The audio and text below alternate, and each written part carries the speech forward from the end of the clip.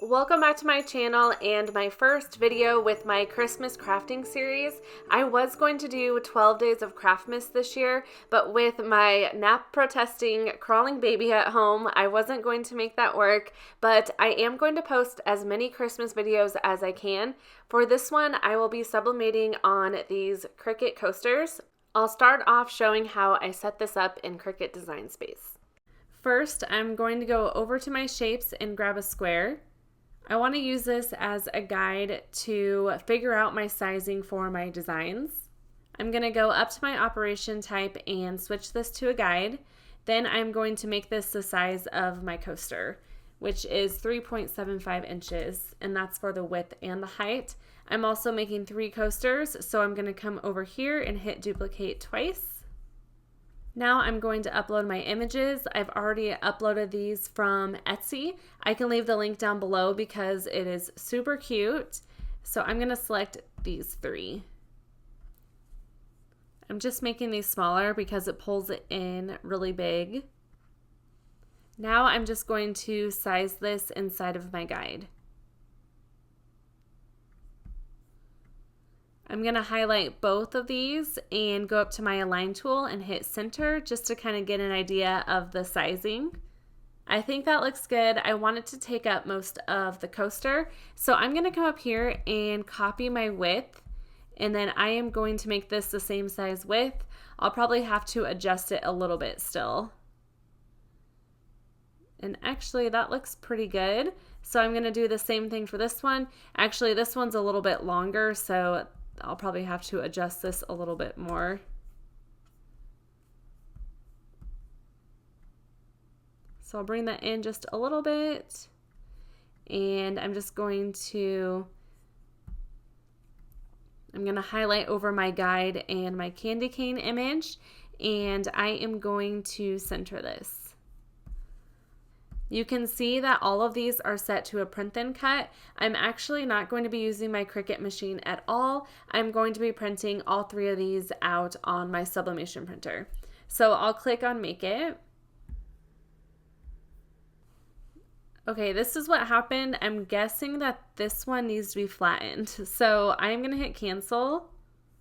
This is the one that was showing up with all the different colors, and there's a million layers here, so I'm going to actually come down and click flatten. As you can see, it makes it just one layer. I'm not sure why that was doing that, but now I can click make it.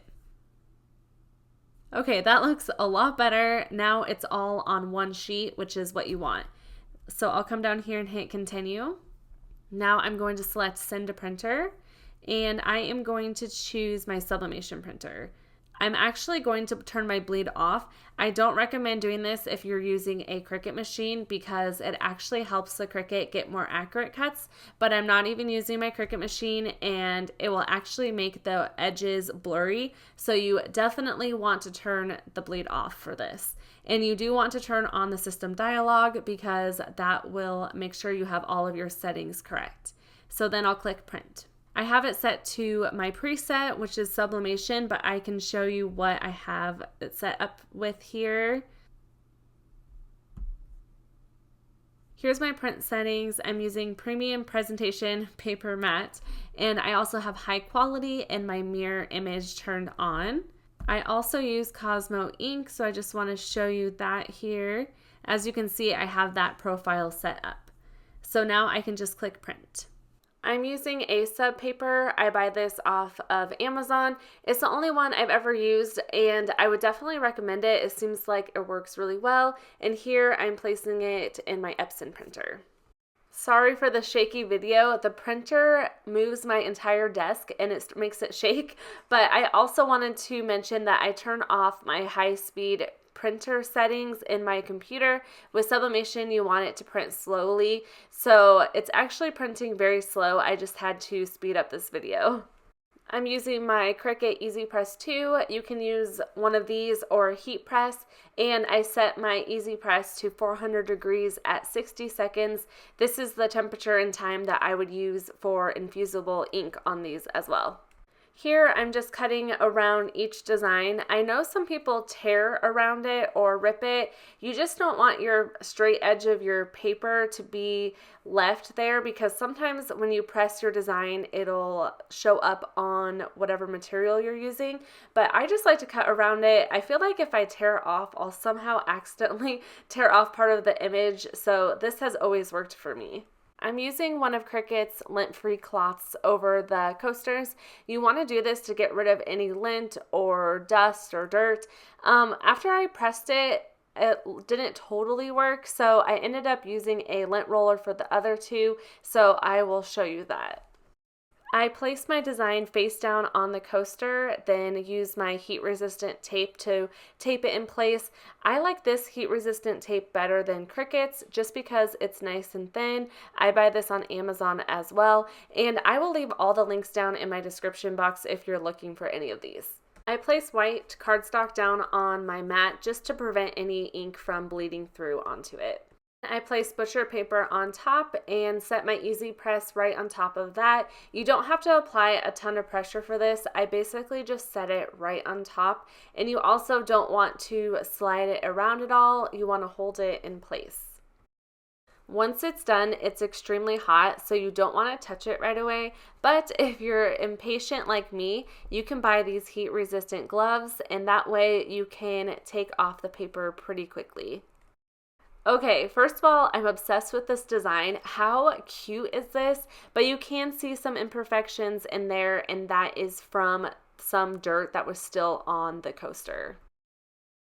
I decided to remove the paper and use my lint roller over these, and it picked up a ton of dirt and just different things from it. I wish I would have shown it on the camera. You'll see though, after I pressed these, it still had some imperfections from dirt.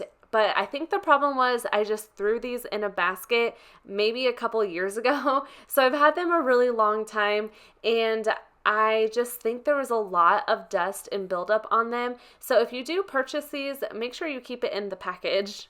I followed the same process for the other two coasters. I placed the butcher paper on top, then placed my easy press on top of that, and just let it count down with those 60 seconds.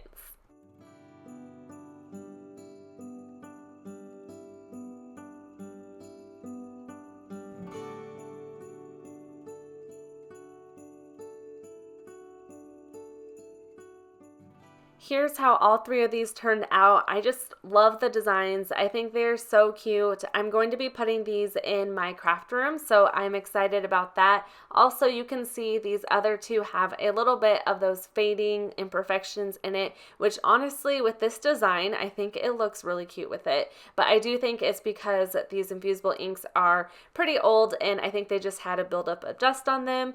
I hope you enjoyed this video. Give it a thumbs up if you did. If you're not subscribed, make sure to subscribe for more Christmas crafting videos coming up. I also might be posting a video decorating my craft room for Christmas, so that will be super fun.